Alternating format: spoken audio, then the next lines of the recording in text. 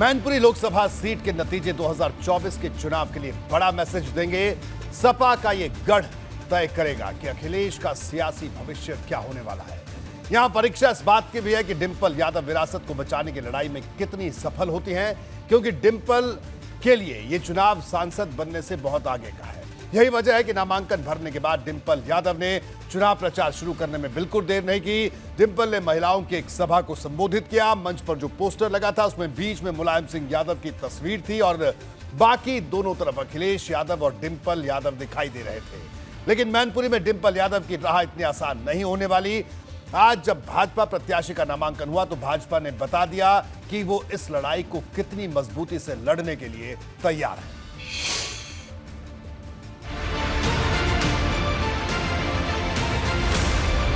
मुलायम के गढ़ में भाजपा ने जितना जोर आज तक नहीं लगाया था, उतना जोर अब लगा दिया है।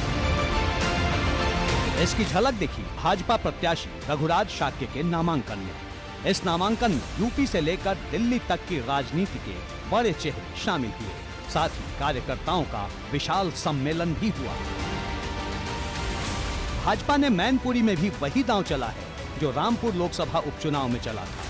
वहां भी ऐसे प्रत्याशी के जरिए जीत दर्ज की गई जो पुराना सपाई था, और रघुराज शाक्य का इतिहास भी सपा के साथ रहा है। रघुराज शाक्य सपा के टिकट पर ही 2 बार सांसद और 1 बार विधायक चुने गए, और इस बार तैयारी भाजपा के टिकट पर दिल्ली पहुंचने की है। माता जी का आशीर्वाद लिया। बिना माता के कुछ हो ही नहीं सकता। पहले माता की चरणों में आया हूँ, माता से आशीर्वाद लेने का काम किया। माता आशीर्वाद लें कि मैनपुरी की जनता की हम सेवा कर सके। आशीर्वाद इतनी ताकत दे, इतनी शक्ति दे। राजनीतिक गुरु के समाधि पर भी आपने पुष्पार्चन किया है? मत्था टेका उन पर, उनसे भी आशीर्वाद लिया है। मैनपुरी में कभी भी भाजपा ने बहुत बढ़ चढ़कर प्रचार नहीं किया। फिर भी 2019 में भाजपा को उम्मीद से ज्यादा वोट मिले थे, और अब तो केंद्रीय मंत्री से लेकर डिप्टी सीएम तक प्रचार में जुट गए हैं। कई सांसद मैनपुरी में ही डेरा डालने वाले हैं, और कई विधायक गली गली घूमते दिखाई देंगे। भारी अंतर से कमल खिलेगा। श्री रघुराज सिंह शाक्य जी जो भाजपा के उम्मीदवार हैं,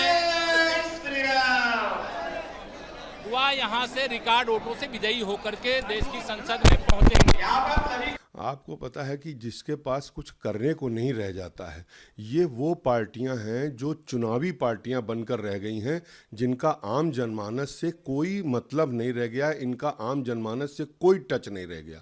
ये जब चुनाव होता है तो अपना बिस्तर बंद खोल देते हैं, और चुनाव खत्म होते ही बिस्तर बंद करके अपने घर ले जाते हैं। मैनपुरी सीट पर मुलायम लाखों वोट के अंतर से जीत दर्ज करते थे, लेकिन पिछली बार जीत का अंतर 94,000 तक सिमट कर रह गया, और इस बार भाजपा इसे पूरी तरह खत्म कर देना चाहती है। तो समाजवादी पार्टी 2022 का चुनाव समाजवादी पार्टी के लिए मील का पत्थर था, जिसमें समाजवादी पार्टी बुरी तरीके से चुनाव हार गई।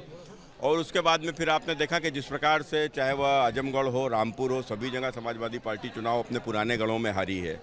कन्नौज पहले ही समाप्त हो चुका था, अब मैनपुरी की बारी है।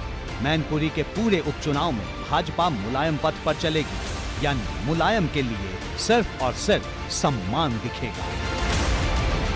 एबीपी गंगा के लिए ब्यूरो रिपोर्ट।